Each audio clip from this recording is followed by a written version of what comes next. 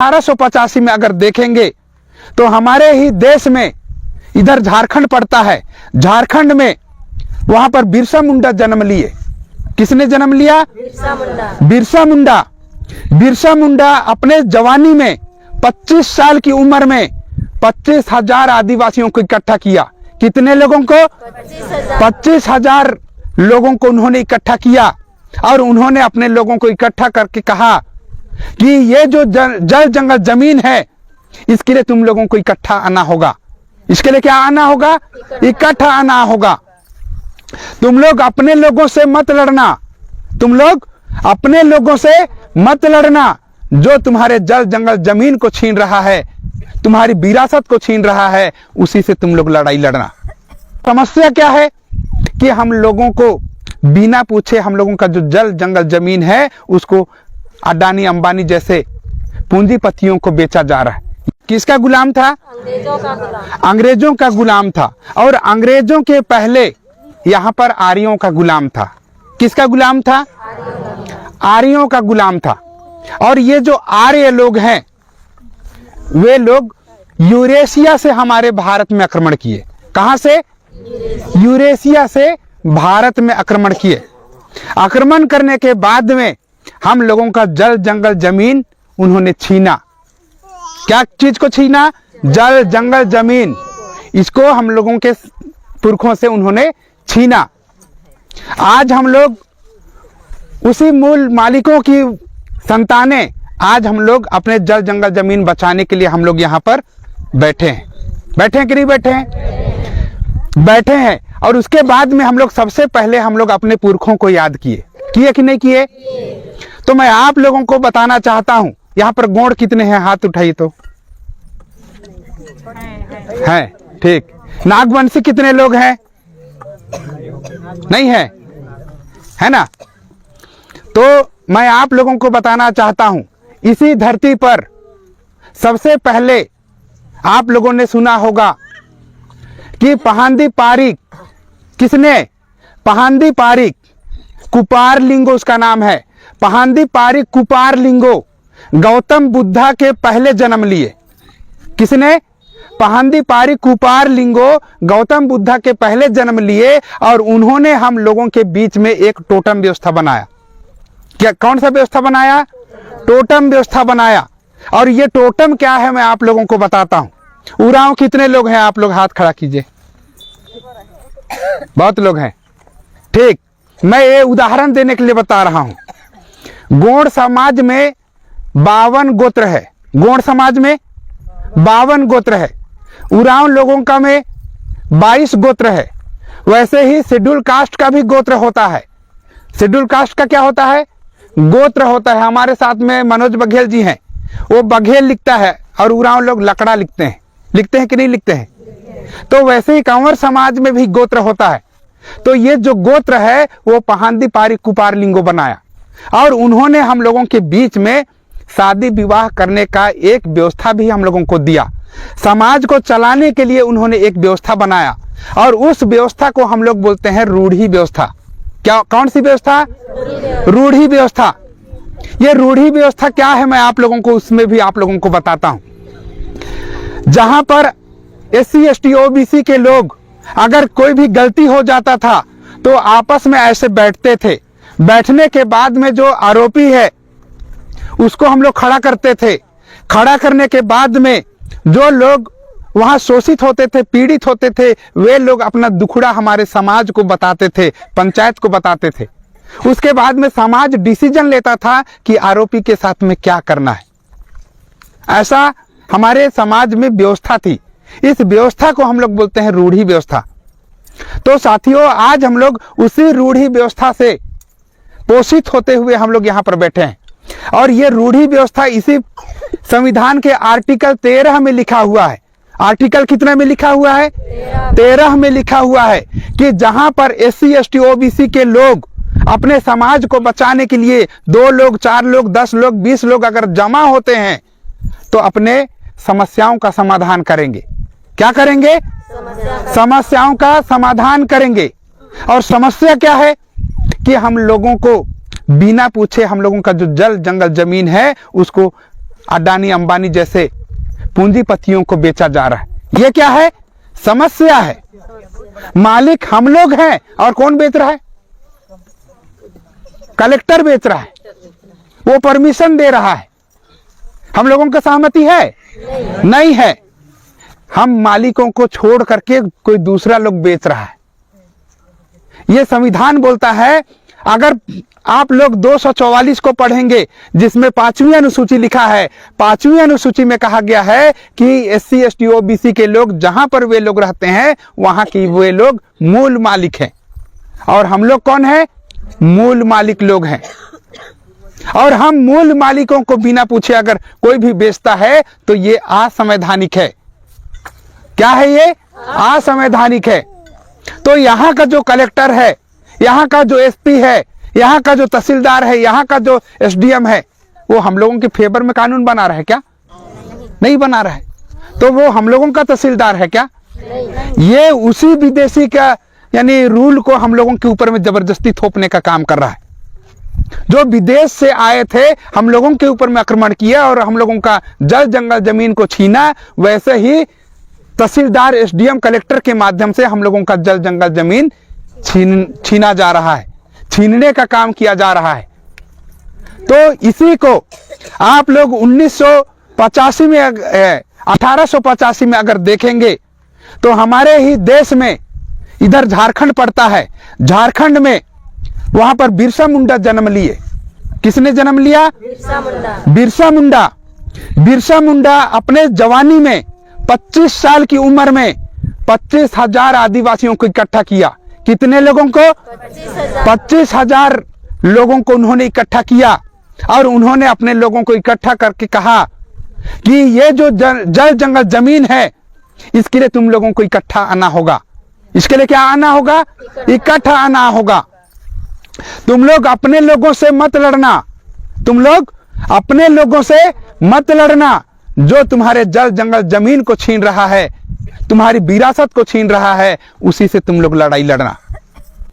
आज के डेट पे अगर हम लोग देखें तो यहां पर हम लोग SC के लोग भी हैं, ST के लोग भी हैं और OBC के लोग भी हैं।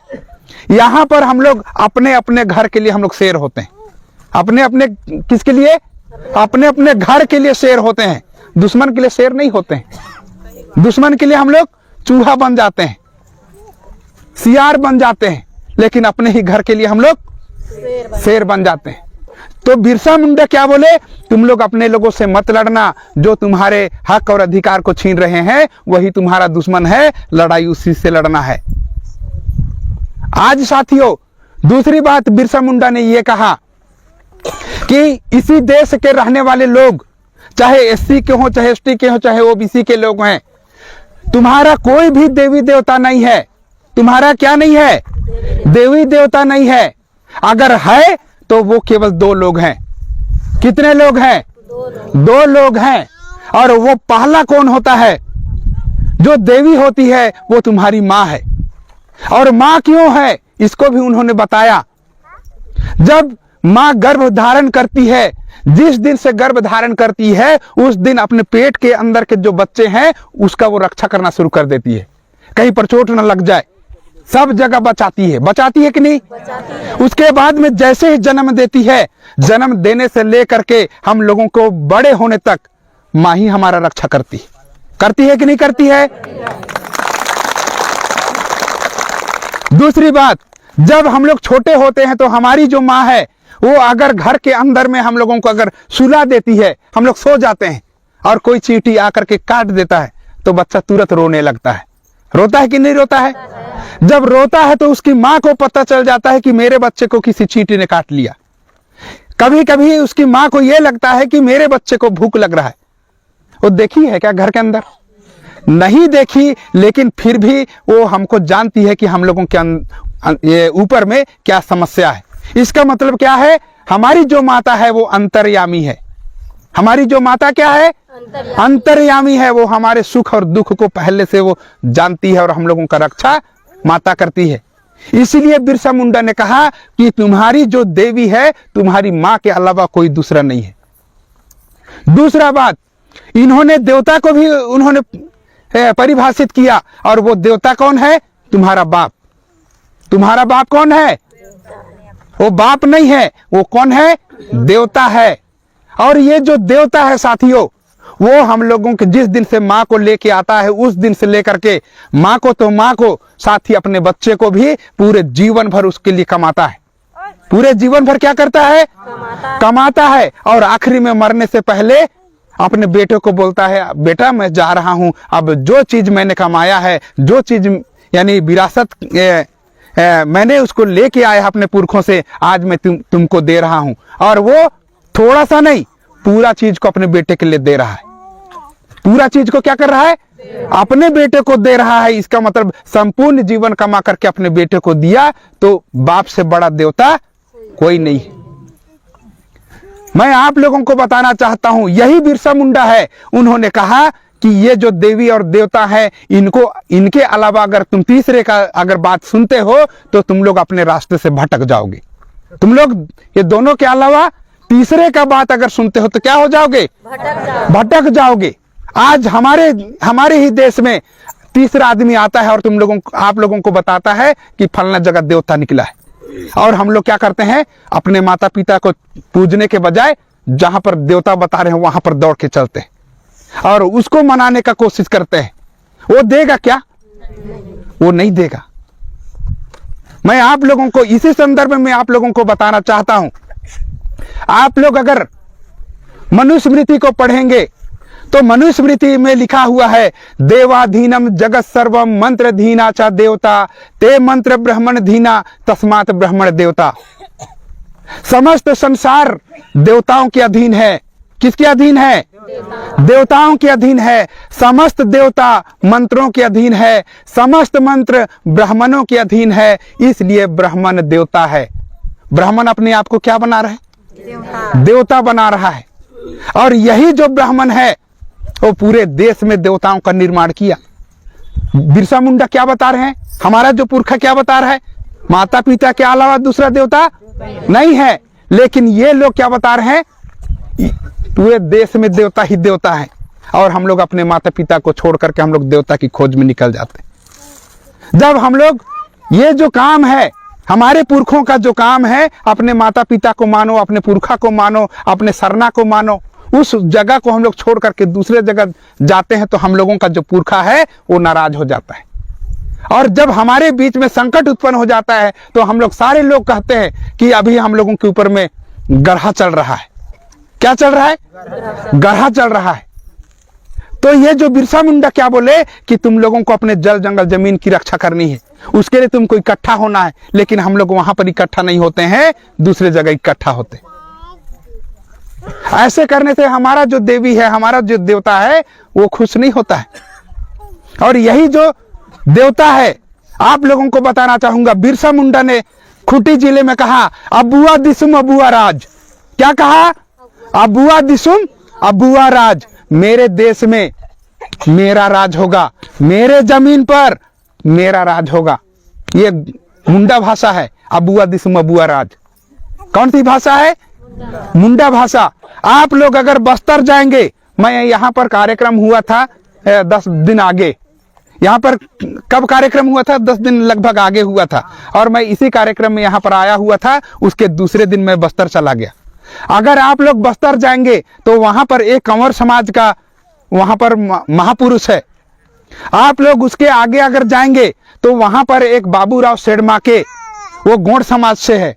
वहां पर आप लोग जाएंगे तो वो जो कंवर है और वहां पर जो बाबूराव सेडमाके है, उन्होंने वहां पर कहा, मावा नाटे मावा राज। वहां पर क्या बोल रहा है? मावा नाटे मावा राज, यानी मेरे जगह पर, मेरे जमीन पर मेरा राज होगा।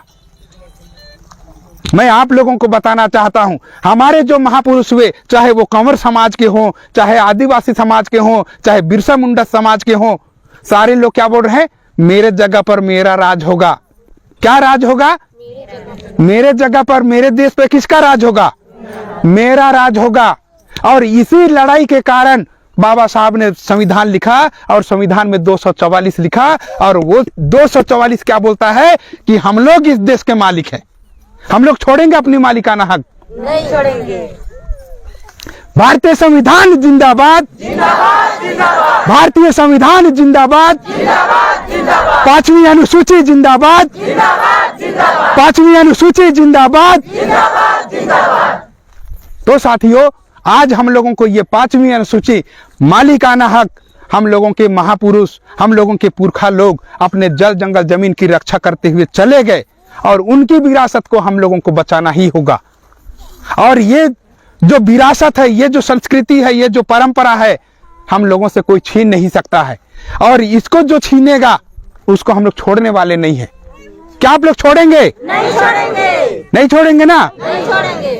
तो साथियों, हम लोग अपने जल जंगल जमीन की रक्षा करते हुए हम लोग अपने महापुरुषों को, अपने पुरखों की जो लड़ाई है उसको हम लोग आगे बढ़ाने का काम करेंगे। आज मैं आप लोगों को दोबारा बताना चाहता हूं, पिछले बार भी मैंने आप लोगों को बताया था। पुराने समय में हमारे SC ST OBC के सारे लोगों को द्रविड़ कहा जाता था और उन द्रविड़ों का मैं आप लोगों को बताना चाहता हूं, 18 तारीख से लेकर के 22 तारीख तक मैं बिहार गया हुआ था। कहां पर? बिहार। वहां पर आप लोग जाएंगे तो वहां पर हम लोगों के पुरखों का पक्का का घर है। कैसा घर है? पक्का का घर है। 5000 साल पहले उन्होंने जो घर बनाया, आज भी वही पक्का घर आज भी वहां पर बना हुआ है। नालंदा विश्वविद्यालय, वहां पर आप लोग जाएंगे, बिहार का पटना में है। अगर वहां पर जाएंगे तो हम लोगों का यूनिवर्सिटी था, विश्वविद्यालय था। पूरे देश यानी हमारे भारत को छोड़ करके बाहर के लोग हमारे देश में आकर के हम लोगों से सीखते थे। किनसे सीखते थे? हमसे सीखते थे। हम लोगों से सीखते थे। लेकिन आज हम लोग कहां से कहां आ गए। उस समय हमारे लोग 5000 साल पहले हमारे लोग पक्के के घर में रहते थे, लेकिन आज हम लोग झोपड़ी के घर में रहने के लिए मजबूर हो गए। आप लोगों को ये जान करके ये हैरानी होगी कि हम लोगों का जो पुरखा लोगों का घर है वो पक्का का घर है। हम लोगों का जो विद्यालय है वो पक्का का विद्यालय है। लेकिन आज जो लोग पक्के के मकान में रहते थे, जिनकी संस्कृति, जिनकी परंपरा, जिनके रीति रिवाज पूरे विश्व में सबसे समृद्ध थे, वे लोग आज गरीबी की हालत में यहां से वहां भटक रहे हैं। मैं आज आप लोगों को ये बात बताना चाहता हूं, हम लोगों को अपने आप को, अपने पुरखों की जो विरासत है, उस विरासत को बचाने के लिए हम लोगों को आगे आना होगा। आज ये जो पांचवी अनुसूची है, ये पांचवी अनुसूची हम लोगों को मालिकाना अधिकार देता है। दूसरा चीज, हमारे ही देश में समता जजमेंट बना।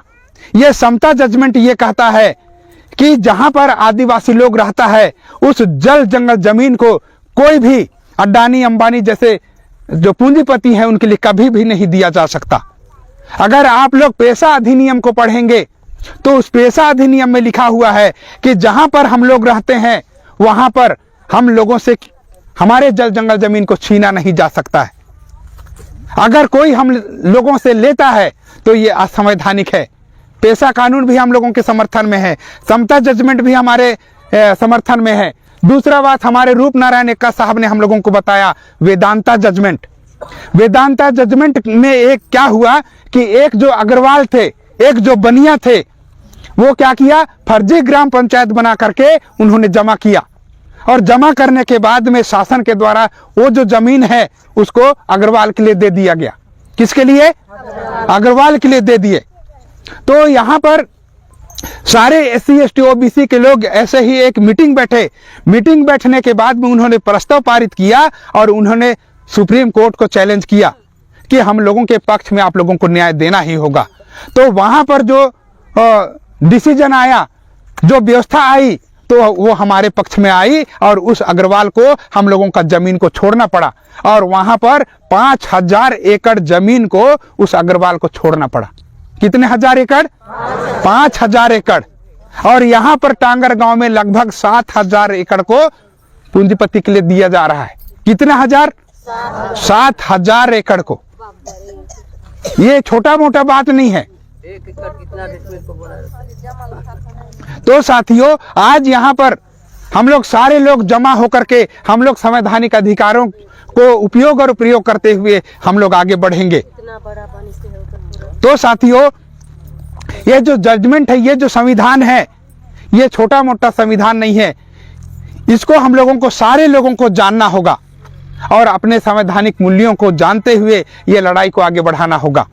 आज हम लोग इतने ही ज़्यादा यहाँ पर अभी 400-500 लोग जमा हैं। आने वाले समय में हम लोग कलेक्टर ऑफिस का घेराव करेंगे। वहां भी अगर ये सुनवाई नहीं होता है तो हम लोग मुख्यमंत्री का आवास को भी घेरने का काम करेंगे।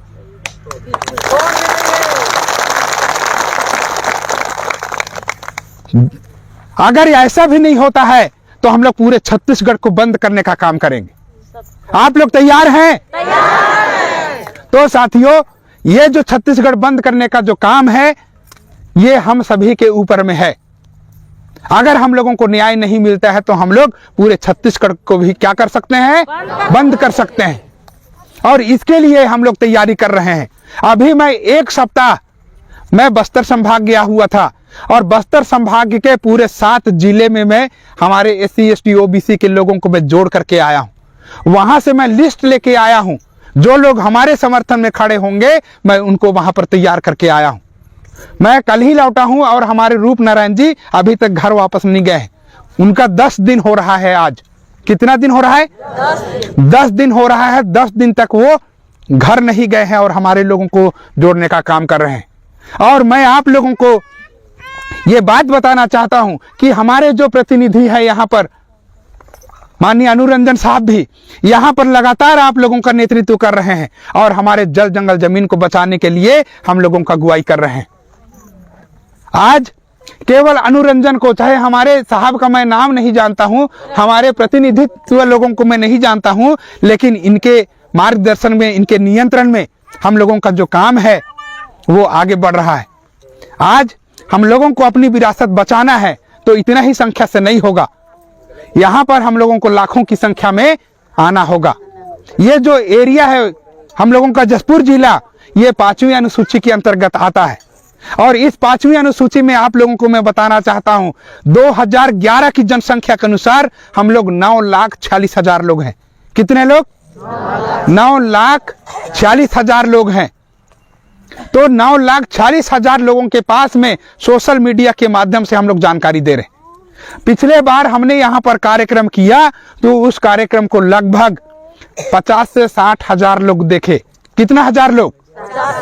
50 से 60,000 लोग हम लोगों का आंदोलन को देखे। और जिस दिन हम लोग घोषणा करेंगे तो मैं आप लोगों को विश्वास दिलाता हूं, ये जो 50-60,000 लोग हैं, ये कम से कम 2 से 3 लाख लोग एक साथ रोड पर उतरेंगे।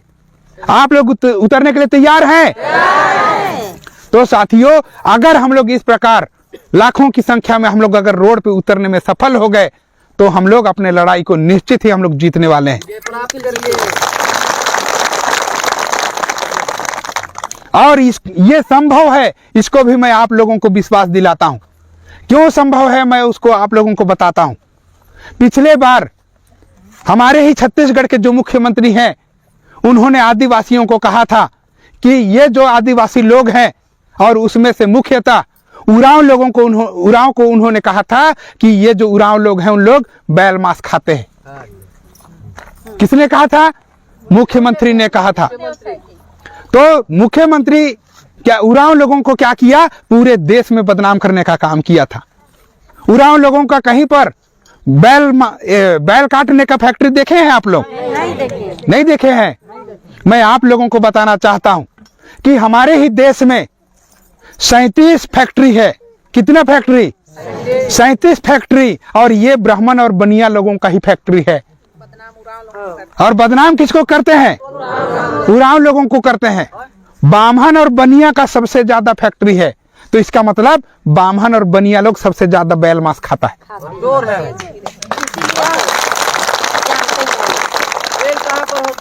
और इसका जो ये जो सेल होता है साथियों, पूरे भारत का जो बैल है, गाय है, यहाँ पर जो खरीद करके खेत के ले जाते हैं ना, आप लोग देखे हैं?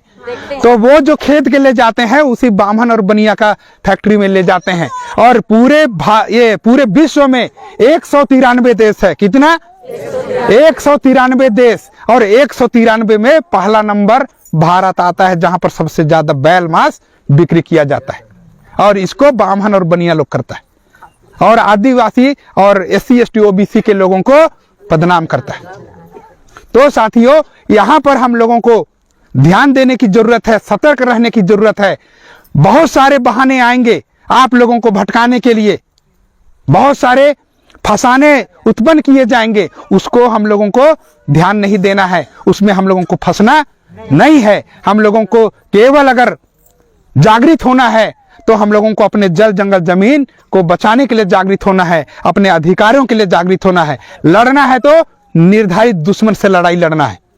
और मैं आप लोगों को बताना चाहता हूं, हमारे छत्तीसगढ़ में जितने भी कलेक्टर हैं, एसपी हैं, तहसीलदार हैं, एसडीएम हैं, अधिकांश तहसीलदार लोग, एसडीएम लोग, कलेक्टर लोग, ये बाहरी लोग हैं। कौन लोग हैं? बाहरी लोग हैं। और बाहरी लोग हैं तो ये बाहरी लोग क्या करते हैं? हम लोगों के पास में आते हैं और हम लोगों के ऊपर में शासन प्रशासन करते हैं। मैं आप लोगों को ये षड्यंत्र भी आप लोगों को बताना चाहता हूं कि हमारे बच्चों को पढ़ने नहीं दिया जा रहा है। अगर पढ़ने दिया जा रहा है तो सही शिक्षा नहीं दिया जा रहा है। मैं आप लोगों को बताना चाहता हूं, अभी हमारे पूरे छत्तीसगढ़ में पुलिस चुनाव चल रहा था, हमारे लोग भी जा रहे थे कि नहीं जा रहे थे? ये जो पुलिस चुनाव हुआ उसमें क्या हुआ? अभी ये बंद हो गया है, आप लोग जान रहे हैं। तो पुलिस चुनाव में क्या हुआ? जिनके पिताजी लोग पुलिस में हैं, उसमें एसपी डीएसपी पुलिस में हैं, उनके बच्चों को पहला वहां पर प्राथमिकता दिया जाएगा और हमारे बच्चों को नहीं दिया जाएगा। ये पहला षड्यंत्र है। दूसरा षड्यंत्र क्या है कि हमारे जितने भी शिक्षक भर्ती में नौकरी कर रहे थे उनका नौकरी खत्म हो गया। जान रहे हैं आप लोग? तो हमारे लोगों को नौकरी से बेदखल किया जा रहा है, हमारे लोगों को पुलिस में जाने से बेदखल किया जा रहा है। तो आप लोगों को ये जानकारी होगी कि हमारे देश में ये जो कलेक्टर है, एसपी है, डीएसपी है, तहसीलदार है, कलेक्टर है, उनके लोगों को सारे जगह आरक्षण मिल रहा है। उनकी जो संख्या है, हमारा जो कलेक्टर है उनकी संख्या हमारे छत्तीसगढ़ में 1.2%। कितना? 1.2%। और 1.2% को 10% आरक्षण है।